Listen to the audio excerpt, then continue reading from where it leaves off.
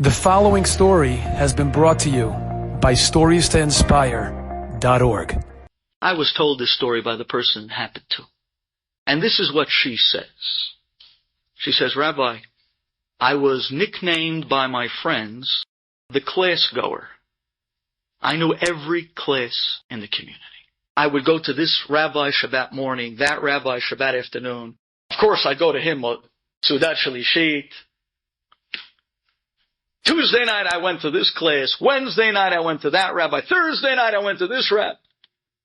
And her friends made fun of her, the class goer. This girl was an incredible person. She was one that was looking to truly grow in Avodat Hashem. She didn't want simply to close the books of what she felt was right and the purpose of us being here in this world after 12th grade. She wanted to pick up those pieces, fill in the blanks that she walked out of high school with, maybe get a little bit more clarity and a better feeling at what it means to truly be about Israel. And oh, did she go to every class, and she showed up with a notebook, and she wrote notes, and she took it home, and she memorialized it and memorized it, and it came a part of her. She was growing incredibly. One that you could say Shamayim was smiling down on her. And this girl told me there was just one thing that I just couldn't come to terms with. It was just one area that no matter how I tried, I just couldn't bring myself to do it right. And what do you want from me, Rabbi? I'm 21 years old. So when I go to the weddings, although day to day you meet me in the street, I would never dress like that. Never. I know it's completely and absolutely unfitting for the daughter of Hashem to go out in public that way. I know it. But what do you want me to do? I haven't had a date in 6 months. If I don't come to the wedding dressed like that, if I don't play the game, who is going to give me a moment's time? You have to be noticed in order to get married these days. The numbers, just not in our favor. It's the survival. This was one area that I just could not seem to overcome, no matter how many classes I heard. And when I came to the wedding, I was dressed in the same fashion as everyone else. I needed to get noticed. And I got noticed. I met a very, very nice guy. Very nice guy. It was funny. We met on the dance floor. We spoke a little bit. We got to know each other. Turns out, before I knew it, very sweet guy, very nice guy. We were engaged. I was so excited. I found a nice guy. Won't exactly call him Prince Charming, but hey, these days you can't be that picky. So I got engaged. She says, when the night I got engaged, I told Hashem, Hashem, I know you weren't too proud about me going to that wedding the way I was dressed. How ironic from all places and all times to meet the guy I met it at the time that you probably weren't smiling at me. The rest of the week I know you were smiling at me because I wouldn't miss a class, not one night, not 1 minute. But nonetheless, thank you. Thank you. And I'm giving you my word that from this day on, now that I found Prince Charming so-so, I'm going to start working on my tzniut, even by weddings. She said the next morning is when the tidal wave hit. She doesn't know what happened. They went out on a date, engaged, Hatan and Kala. And this guy, he just wasn't the same guy from the night before the engagement. Something crazy got into his head. He got on this controlling trip where all of a sudden I became the hadama in the relationship. All of a sudden it became my way or the highway. All of a sudden I somehow or other shrunk to size. And I was kind of trying to get my bearings. Is this the same person I met? From that moment on, it was a nightmare, Rabbi. How he was treating me. How he was talking to me. All of a sudden, the places he took me to weren't exactly a place that I'd be comfortable in. The restaurants we went out to eat weren't exactly the places that in a kosher society one would find themselves. He made the be'ah. Now, it's easy surfing. I think I finally found the real guy. Although it hurts, I couldn't deal with it. I went home crying to my mother. And of course, what did Mommy say to me? What's in your head? He's a great guy. He's a wonderful guy. You're just nervous about the wedding. Come, Rohi, come. We're going to go pick out your gown. You'll feel better.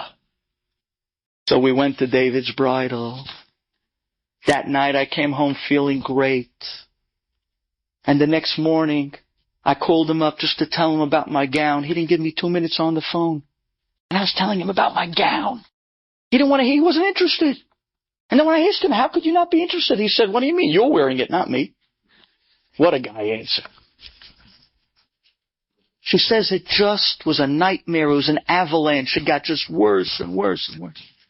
She says, and then he started using language. He started getting very forceful. I saw that this was a nightmare that wasn't going to end. I went crying to my father. He went and spoke to the rabbi. And the rabbi, after talking to me at length, and after talking to my father, he said, end it. End it. And this poor girl, moments ago on top of the world, and now feeling like she fell lower than where she even started from, with a broken heart, and her confidence shattered to pieces. Hashem Yirachem. Poor girl.